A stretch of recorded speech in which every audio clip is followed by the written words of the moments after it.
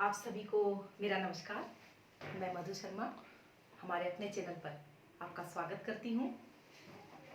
हिंदी विषय का एक नया टॉपिक लेकर मैं आप सबके सामने हूँ और आज हम पढ़ेंगे संज्ञा।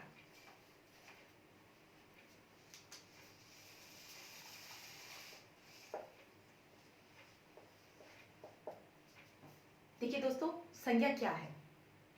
संज्ञा वस्तुतः एक नाम है और वो नाम किसका है? किसी भी व्यक्ति, वस्तु, स्थान या भाव के नाम को ही संज्ञा कहते हैं। हमारे आसपास जितनी भी वस्तुएं हैं या प्राणी हैं, जो भी चीजें हैं, उनका कोई ना कोई नाम अवश्य होता है, इसलिए संज्ञा नाम है। ये किसी व्यक्ति का नाम, किसी वस्तु का नाम, किसी स्थान का नाम या किसी भाव का नाम होता है। जैसे हमने कोई वाक्य काम में लिया कि राम ने जयपुर में सुंदर हवा महल देखा, तो यहाँ राम जो शब्द होगा वो व्यक्ति है, सुंदर एक भाव है, हवा महल एक वस्तु हुई, एक इमारत हुई, स्थान जयपुर। तो राम ने जयपुर में सुंदर हवा महल देखा, इसमें व्यक्ति, वस्तु, स्थान और भाव का नाम है। अतः ये जो सारे शब्द हैं वे संज्ञा है, अर्थात व्यक्ति, स्थान, वस्तु और भाव को इंगित करने वाले जो शब्द हैं वे सब संज्ञा शब्द हैं। और संक्षेप में अगर हम उसको कहें तो नाम ही संज्ञा है। किसी भी वस्तु का या किसी भी व्यक्ति का या किसी भी स्थान का नाम ही संज्ञा है। परिभाषा से ज्यादा महत्वपूर्ण है संज्ञा की पहचान करना कि कौन सी संज्ञा है। हमें वाक्य दिए जाते हैं और उस वाक्य में पूछा जाता है कि ये कौन सी संज्ञा है। अधिकांश प्रश्न प्रतियोगी परीक्षा में इसी प्रकार के पूछे जाते हैं। इसलिए संज्ञा के परिचय के बाद हम देखते हैं संज्ञा के भेद। संज्ञा के भेद, संज्ञा के 3 भेद होते हैं। व्यक्तिवाचक संज्ञा, जातिवाचक संज्ञा और तीसरी भाववाचक संज्ञा।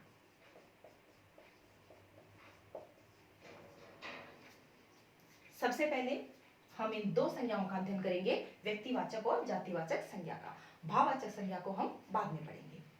देखिए, व्यक्तिवाचक संज्ञा, जैसा कि नाम से ही पता चल रहा है कि व्यक्ति विशेष की जहां पर बात की जाती है या वस्तु विशेष की जहां पर बात की जा रही है या स्थान विशेष की बात की जा रही है, वह व्यक्तिवाचक संज्ञा होती है। अर्थात यहाँ विशिष्टता होती है। जैसे कोई भी प्राणी है या कोई वस्तु है या कोई स्थान है, इसमें यदि उस उदाहरण में कोई विशिष्टता है, विशिष्टता का भाव है या वो अपने आप में एक है, तो वह व्यक्तिवाचक संज्ञा के अंतर्गत आता है। जैसे राम, मोहन, राधा, ये सब किसी व्यक्ति विशेष के नाम हैं और ये सारे के सारे व्यक्ति अपने आप में विशिष्ट हैं, अपने आप में एक है। ये 2 बातें हमेशा ध्यान देने योग्य है कि व्यक्तिवाचक संज्ञा का जहां भी उदाहरण आता है वहां उदाहरण का नाम लेते ही हमारे दिमाग में एक का भाव आता है या फिर विशिष्टता का भाव आता है, तब वह व्यक्तिवाचक संज्ञा होती है। जैसे किसी वस्तु का नाम, जैसे कामायनी, गंगा, अरावली। कामायनी एक पुस्तक का नाम है, गंगा एक नदी का नाम है और अरावली एक पहाड़ का, पर्वत का नाम है। जैसे हमने कामायनी का नाम लिया तो हमारा ध्यान सिर्फ और सिर्फ जयशंकर प्रसाद कृत कामायनी पर जाता है और यह अपनी विशिष्टता को दर्शाता है। यह अपने आप में एक है, इसलिए यह व्यक्तिवाचक संज्ञा के अंतर्गत आता है। इसी तरह गंगा नदी और इसी तरह अरावली पर्वतमाला के ऊपर भी यही बात लागू होती है। ठीक इसी तरह स्थान, हम कहें जयपुर या हम कहें दिल्ली या आगरा, तो इनमें से किसी भी शहर का जब हम नाम लेते हैं तो उसकी विशिष्टता हमारे सामने प्रदर्शित हो जाती है, प्रकट हो जाती है। जयपुर का नाम लेते ही हम सब पहचानने लगते हैं कि जयपुर वह शहर है जो राजस्थान की राजधानी है, जो गुलाबी नगरी के नाम से जानता है, जहां हवा महल स्थित है, वह शहर जयपुर है।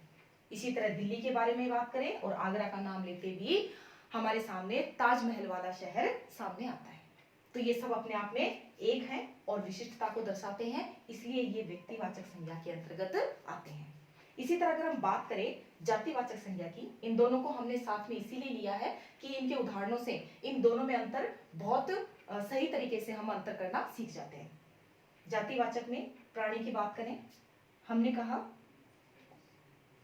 मनुष्य, तो मनुष्य शब्द जैसे ही हमने काम में लिया तो मनुष्य में जितने भी नर नारी हैं, जितने भी लोग हैं, वो सब समाहित हो जाते हैं। तो जातिवाचक जो संज्ञा है वो संपूर्ण जाति का बोध कराती है, किसी एक का बोध नहीं कराती, किसी विशिष्ट का बोध नहीं कराती, अपितु एक जाति का बोध कराती है और सामान्यता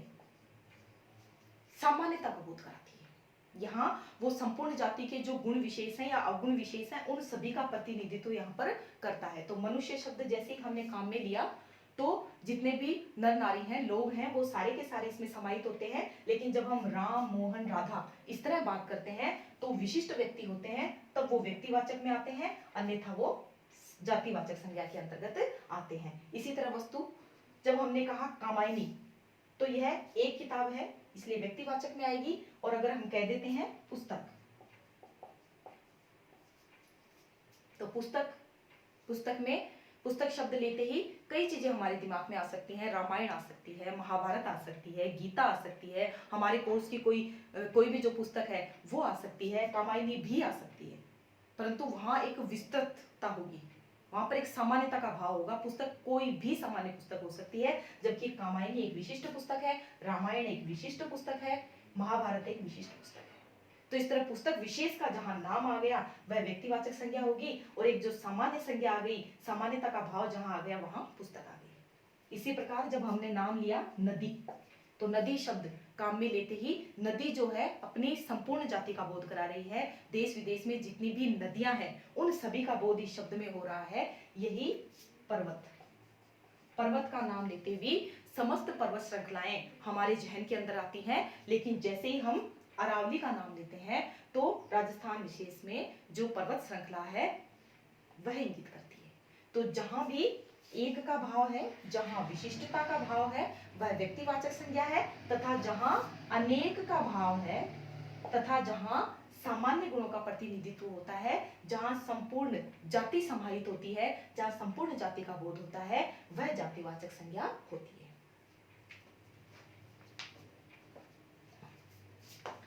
अब देखिए व्यक्तिवाचक और जातिवाचक का अंतर हमने अभी अभी देखा। कुछ विद्वान संज्ञा के कई भेद मानते हैं, लेकिन अन्य जो भेद हैं वो सभी जातिवाचक संज्ञा के अंतर्गत ही आते हैं। इसलिए जातिवाचक संज्ञा के भी आगे चलकर दो भेद किए गए हैं। जातिवाचक संज्ञा, इसके दो भेद होते हैं,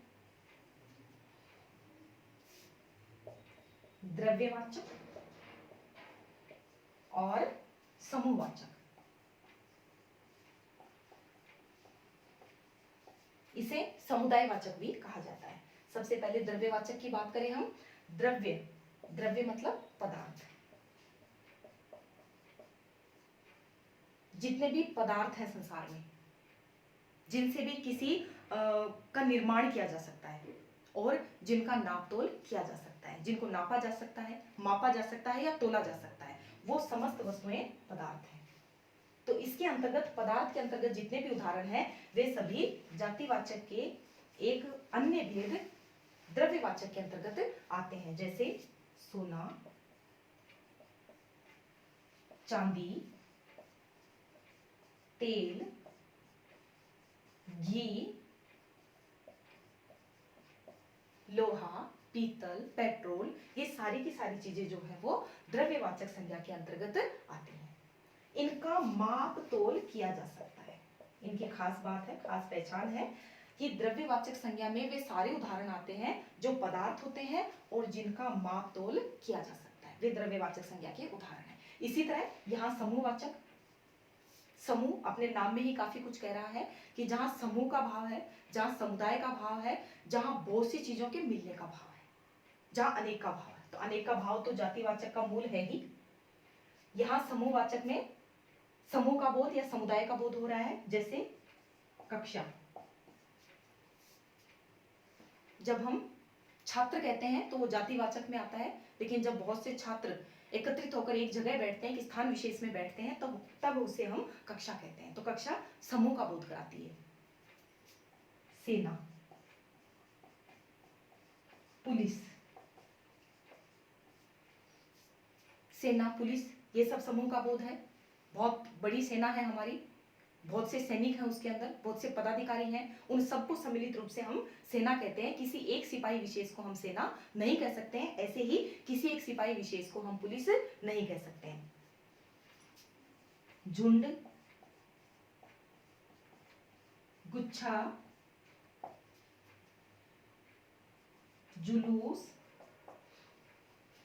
भीड़, जनता, ये सारे के सारे जो शब्द हैं वो समूहवाचक हैं। इनमें भी कुछ विशिष्टता होती है कि झुंड जो है वो हमेशा पशुओं का होता है, जैसे भेड़ों का झुंड हो सकता है। गुच्छा जो होता है चाबियों का होता है।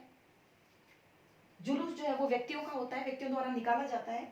हम इसको कभी इस तरह काम में नहीं ले सकते हैं, कभी हम चाबियों का झुंड नहीं कह सकते हैं, हम कभी भेड़ों का गुच्छा नहीं कह सकते हैं। जो कुछ जो शब्द हैं वो कुछ रूढ़ हो चुके हैं, वो जिनके लिए काम में लिए जाते हैं उन्हीं के लिए काम में लिए जाते हैं, लेकिन इन सब में एक कॉमन बात है कि ये सब समूह का बोध कर रहे हैं, समुदाय का बोध कर रहे हैं, इसलिए ये समूहवाचक कहलाते हैं। यहाँ संज्ञा के जो भेद हैं, व्यक्तिवाचक संज्ञा को हमने पूरा किया, जातिवाचक संज्ञा को पूरा किया, उन दोनों के उदाहरण देखे, और जातिवाचक संज्ञा के जो दो अन्य भेद हैं, द्रव्यवाचक और समूहवाचक, उनका अध्ययन किया। लेकिन जब प्रतियोगी परीक्षा में प्रश्न पूछे जाते हैं तो कुछ इस तरह से प्रश्न आते हैं कि संज्ञा को पहचानना होता है कि संज्ञा का ये कौन सा भेद है। तो वैसे तो अभी हमने जब भेद पढ़े तो ये क्लियर हो गया कि कौन सा भेद, कौन सा उदाहरण किस भेद के अंतर्गत आता है, लेकिन कई शब्द ऐसे होते हैं जो अगर स्वतंत्र प्रयोग किए जाते हैं तो वो संज्ञा के किसी और भेद में आते हैं, और यदि हम उसका वाक्य में प्रयोग करते हैं तो कई बार उस वाक्य के अर्थ के अनुसार वह किसी दूसरे संज्ञा के भेद में चला जाता है। जैसे हम बात करें किसी व्यक्ति विशेष के गुणों के कारण जातिवाचक के रूप में प्रयोग की जाने लगती है। कोई व्यक्तिवाचक संज्ञा है लेकिन उसमें कुछ ऐसे विशिष्ट गुण हैं कि वो पूरी जाति के लिए कई बार प्रयोग में लाया जाने लगता है। जैसे देखिए, राम शब्द है, यह व्यक्तिवाचक संज्ञा है क्योंकि ये प्राणी विशेष का नाम है। रावण व्यक्तिवाचक संज्ञा है क्योंकि यह भी एक व्यक्ति विशेष का नाम है। लेकिन जब हमने इसको वाक्य में प्रयोग किया, राम ने रावण को मारा, यहां राम जो कौन है वो दशरथ पुत्र राम है, रावण कौन है, लंकापति रावण है। तो राम ने रावण को मारा, तब ये दोनों ही व्यक्तिवाचक संज्ञा है।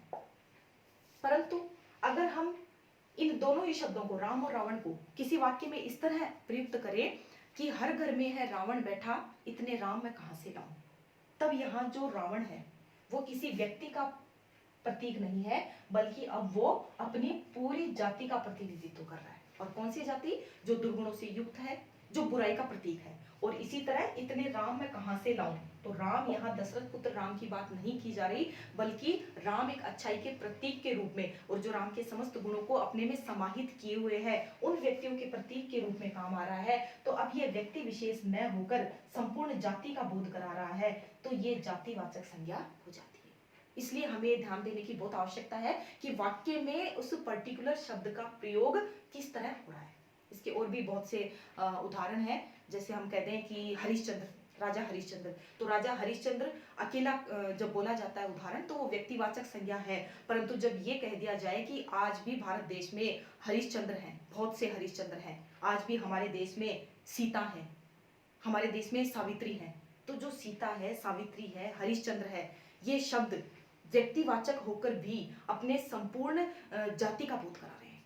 अपने उनके जो विशिष्ट गुण थे उन गुणों को एक जाति के रूप में यहाँ पर प्रकट कर रहे हैं, तो इन शब्दों को फिर हम व्यक्तिवाचक नहीं मानेंगे वाक्य में प्रयोग के आधार पर, और उसको जातिवाचक संज्ञा के अंतर्गत लेंगे। जैसे विभीषण जो है वो विश्वासघाती का एक प्रसिद्ध उदाहरण है। तो विभीषण रावण के भाई के तौर पर जहां सिर्फ हम काम में ले रहे हैं वह वहां तो व्यक्तिवाचक संज्ञा है, परंतु जैसे ही हम विश्वासघाती के रूप में अगर हम उसका उदाहरण दे रहे हैं तो फिर वो व्यक्तिवाचक नहीं होगा, वो जातिवाचक संज्ञा के रूप में काम में लिया जाएगा। इसी तरह ठीक इसका उलट भी होता है।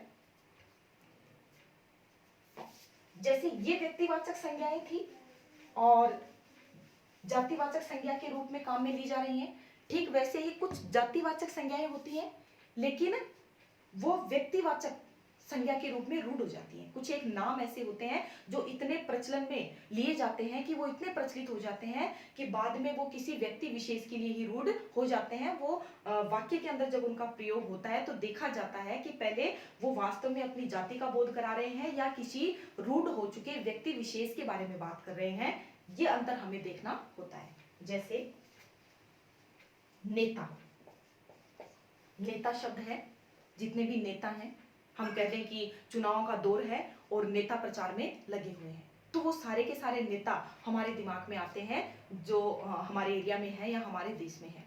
लेकिन जैसे ही हमने नेताजी शब्द लगाया और वाक्य में ये कह दिया कि नेताजी ने नारा दिया था कि तुम मुझे खून दो मैं तुम्हें आजादी दूंगा, तब वो नेताजी वो सारे सफेद वस्त्रधारी नेता नहीं है। यहाँ इस नेता से तात्पर्य सिर्फ एक व्यक्ति से है, सुभाष चंद्र बोस।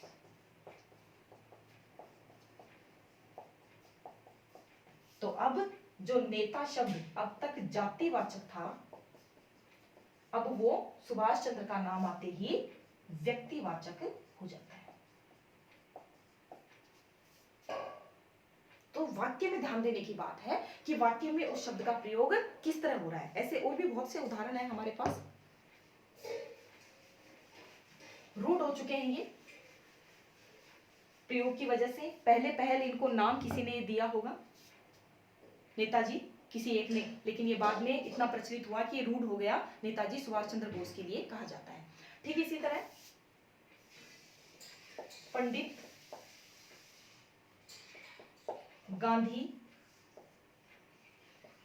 पटेल, ये कुछ ऐसे शब्द हैं, सरदार, ये कुछ ऐसे शब्द हैं जो जाति विशेष का बोध करा रहे हैं, संपूर्ण जाति का बोध करा रहे हैं। पंडित शब्द है, गांधी है, पटेल है, सरदार है, ये सभी शब्द जाति विशेष का बोध करा रहे हैं और इस जाति से संबंधित बहुत से लोग हमारे देश में हैं। लेकिन हम जब इसका प्रयोग वाक्य में इस तरह कर दें कि पंडित जी देश के प्रधानमंत्री थे, तो यहां फिर वो जितने भी हमारे देश में निवास कर रहे हैं वो पंडित नहीं आएंगे, बल्कि यहाँ पंडित जी हैं नेहरू जी। पंडित जी शब्द नेहरू जी के लिए रूढ़ हो चुका है, इसलिए यहाँ पर देश के प्रधानमंत्री के रूप में कहते ही नेहरू जी नाम आया। तो पंडित जो जातिवाचक संज्ञा थी वो अपने सामान्यता के गुण को छोड़कर विशिष्टता के गुण को ले लेती है। अब यहाँ नेहरू जी एक विशिष्ट व्यक्ति हैं, सामान्य गुणों वाले या सामान्य संपूर्ण जाति का बोध कराने वाले पंडित जी नहीं। इसी तरह गांधी सरनेम के बहुत से लोग हिंदुस्तान में होंगे, परंतु जब स्वतंत्रता आंदोलन की बात की जाए या फिर ये कहा जाए कि राष्ट्रपिता, तो राष्ट्रपिता शब्द के साथ जब गांधी लगा दिया जाएगा तो वो सिर्फ और सिर्फ मोहनदास करमचंद गांधी के लिए प्रयुक्त होगा, अतः ये भी यहाँ पर व्यक्तिवाचक हो जाएगा।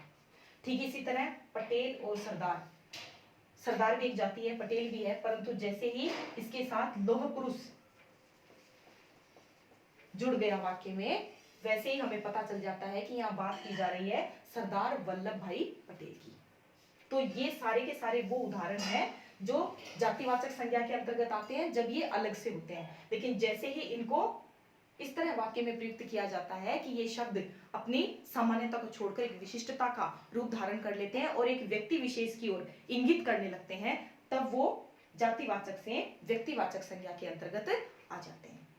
तो इन उदाहरणों का ध्यान देना बहुत आवश्यक है। परीक्षा में इसी तरह से प्रश्न पूछे जाते हैं। जब संज्ञा का पूछा जाता है नीचे अंडरलाइन करके कि इसमें संज्ञा का कौन सा भेद है, तब हमें उसको बहुत सावधानी से देखना जरूरी हो जाता है। तो दोस्तों आज हमने संज्ञा के 2 भेद कर लिए हैं, व्यक्तिवाचक और जातिवाचक, और इसका जो तीसरा भेद है भाववाचक संज्ञा, वो हम एक अन्य वीडियो में पूरा करेंगे। और तब तक आप हमारे साथ बने रहें, और हमारे साथ लाइव आने के लिए और ऑनलाइन लाइव आने के लिए आप सब्सक्राइब कीजिए, लाइक कीजिए, और अगले वीडियो में मिलते हैं। धन्यवाद।